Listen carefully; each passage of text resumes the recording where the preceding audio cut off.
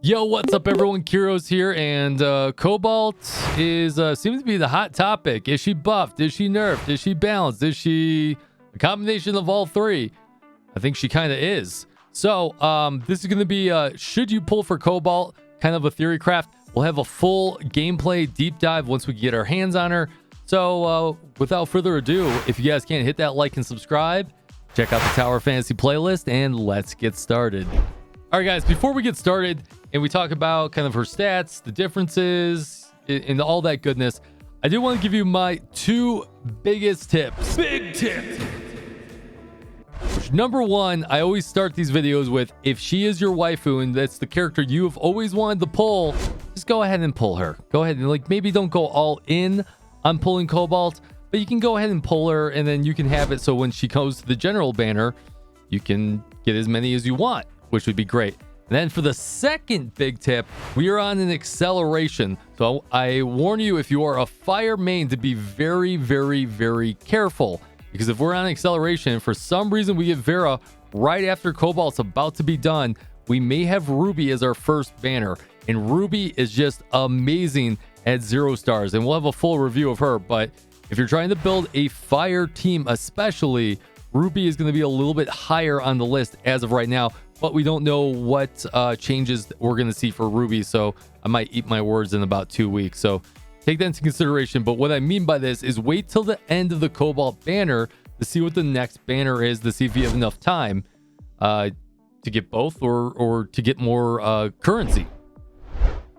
All right, let's get this party underway. We've got a lot to cover here. So now let's talk about the biggest buff that she got, which was that shatter rate. Now in the CN version, the 6.5 shatter that she had is now 12.5. Now they kept the charge rate the same, and this kind of puts her in a very interesting position. Now I know a lot of people are gonna be like, well, look, we already have Huma, we already have King, right, with some great shatter and stuff like that.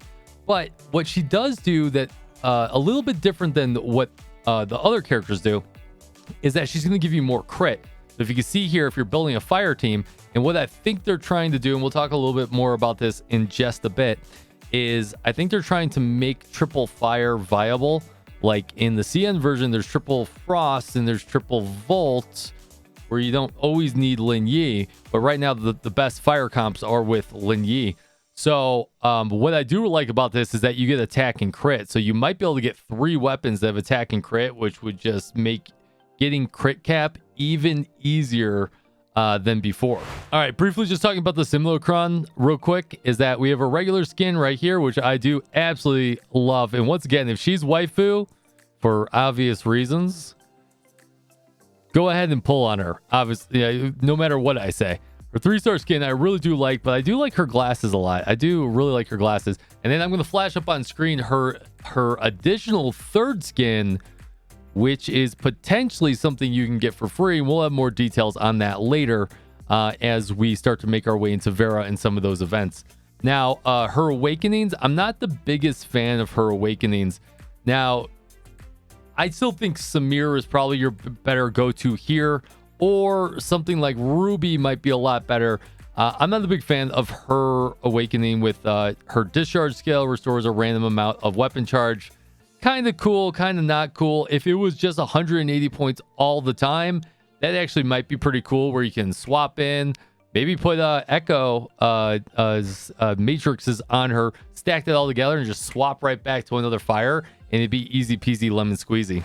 All right, let's talk about her skill real quick. Her skill is Barrage, and you're going to see some gameplay of Barrage right above, where she lets out a frontal conal area that does damage in multiple hits. Now, the thing I do love about this thing does hit hard, and it does hit a lot of different people, but you do have to be really close in the mix for that one, which is not my biggest I don't really like to do it, especially on the fire team.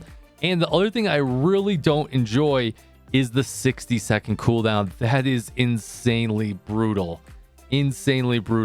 So especially if she's more shatter related, you're going to be holding that cooldown for a long time to be able to pop down shields. But maybe that might make her pop shields like no other. Until we can actually gameplay test her, we won't really know. Now, her discharge is really cool. She fires essentially a explosive rain that rains down 3 grenades that does a ton of AoE damage. Great to just swap in there, hit the skill, do a ton of damage, or hit the discharge, and then swap back to another character. She can do a lot of damage. Now, the other positive she did get was that Flame Resonance increases flame attack by 15%. It'll be interesting to see if they keep this on all the characters going forward, or if they remove it from some of the characters. I really wish they would give us a roadmap so we knew that ahead of time, because say if they removed it from Ruby and Annabella, Cobalt would be a 100% pick in my book to be able to make a fire team, right? So let's talk about her advancements, and let's talk about some of her skills real quick. We're going to talk more about the nerfs. In order to do that, I'm going to bring up my fancy dancy spreadsheet. All right, the first one I want to talk about real quick is her 1-star, and I didn't put this on the spreadsheet, but this actually did get changed. Each round of attacks deals additional damage equal to a percentage of the target's current HP. Now, in the Chinese version, this was a percentage of their max HP. So the 1-star always did fixed amount of extra damage, which was really, really good. The problem with this 1-star is that as you get lower and lower in life, Cobalt loses extra damage, essentially. So she's good in the beginning part, and then she starts to fall off a little bit later when it comes to damage. Now, pulling down our spreadsheet here, as you guys can see, I'll have the link to this in the description down below. Let me make this just a little bit bigger if I can. I don't know how to zoom in. Is this it right over here? Okay. Let me make this a little bit bigger, and let me move my face all the way over here. So I put this together in order to just easily see kind of the changes that happened here. Now, I didn't put her 1-star in there. I'll fix it later. I'll put her 1-star in there. All right, let's do that one again. So her 3-star, her 1-star we just talked about, and that's changed the current HP equal to 2% of the target's current HP. We'll have to see how that actually pans out, but in theory, that should do less damage over the course of a very long fight than max HP. Her 3-star is heavy bombardment, branch skill in close quarters, dodge, attack, inflict, iron scorch on already burned targets. Now, it's harder to burn targets because they changed her 2-piece matrix, and we'll talk about that in just a minute, but deals flame damage equal to 40% of attack every second for 10 seconds. This is a huge nerf, or a huge difference, as to say balance. Remember, I know they're trying to balance things and enemies are different in the global, but that's almost a 50% difference. It was 90% in the global CN. Then going on to her 5-star, her 5-star increases that damage of Iron Scorch up to 60% on the global that we have right now, and refreshes the duration. So it really requires you to be more on Cobalt, or at least dodge skilling and doing all that goodness. There's a big difference there too. Now that's only 60% in the Chinese version. Once again, it was 140, so there's an 80% difference there. Now her 6-star is nothing difference there, so no change on that. And then we did note that her passive, she does get that flame resonance now, so that's a plus 15%. Now the next thing I want to talk about, now I didn't put all the combos there, but you're probably already seeing these negative numbers. So they did modify her normal attack, her charge, every single one, her jump attack, her aerial attack, her dodge attack. All right, we're not going to go through every single combo, but the easiest one to do is to show you charge shot. You can see that's 95% plus 23.9, yada, yada, yada.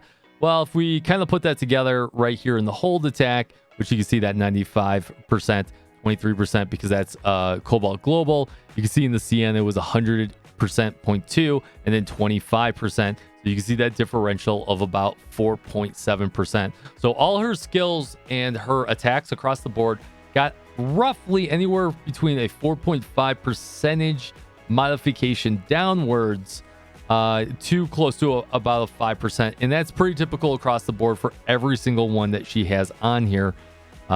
So there's a lot to be said there.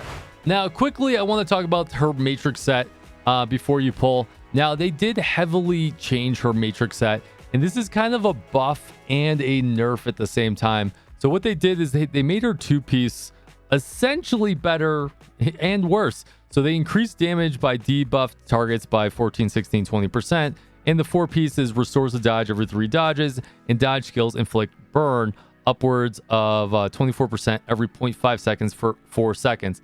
Now, I really don't like what they did here from the CN version. I kind of do like the flip more or less because it makes the 2-piece a little bit more desirable on other characters, not just Cobalt. But in the CN version, they had the 4 pieces, the 2-piece, and what I really enjoyed is that burn was for 10 seconds. It makes it very easy to juggle the Ion Scorch. It makes it easy to stack up multiple burns. It makes it easy to switch to a fire character like Ruby that can detonate those burns. And the best part is you can put this 2-piece on literally anyone under the sun. All right, let me put in my final 2 thoughts here, guys. I'm not sold on still pulling for Cobalt. Now, I think what they're trying to do is, as I said before, I think they're trying to fit her into a triple fire meta where you need Cobalt, where you need Ruby, where you need Annabella. And I think we're going to see some changes to Ruby and Annabella, especially on their shield shattering potential, in order to make Cobalt look a lot better. And since we don't know about Flame Resonance, this is really such a gamble to see if we have to pull her or not, because if they strip that off of the other characters, we're going to be in a lot of trouble trying to build that fire team. So as of right now, she is not a pull in my book until maybe with her modifiers in the new shield shatter, she is just the best shield shatter in the game. And once we get the gameplay demo, we'll be able to test that, and I'll be able to give you a better understanding on if we have confirmed what we said here, or if we are going to pivot and say that she is worth it. But as of right now, with everything we see on paper, she doesn't seem to be that worth it in my book. But once again, wait until the end of her banner, see if we get Ruby, see if they made any changes to Ruby. And if you're free to play, you have to be very pick and choosy, especially when trying to build your teams. And if you're building a fire team, Ruby still takes precedence. So guys, let me know in the comments down below, did that help you out? I know that was very long-winded. There was a lot to cover there, and I do appreciate you. Come stop by our twitch.tv channel where we are playing Tower of Fantasy, and make sure you do like and subscribe, and I'll see you on the next video. Fist bump from me to you.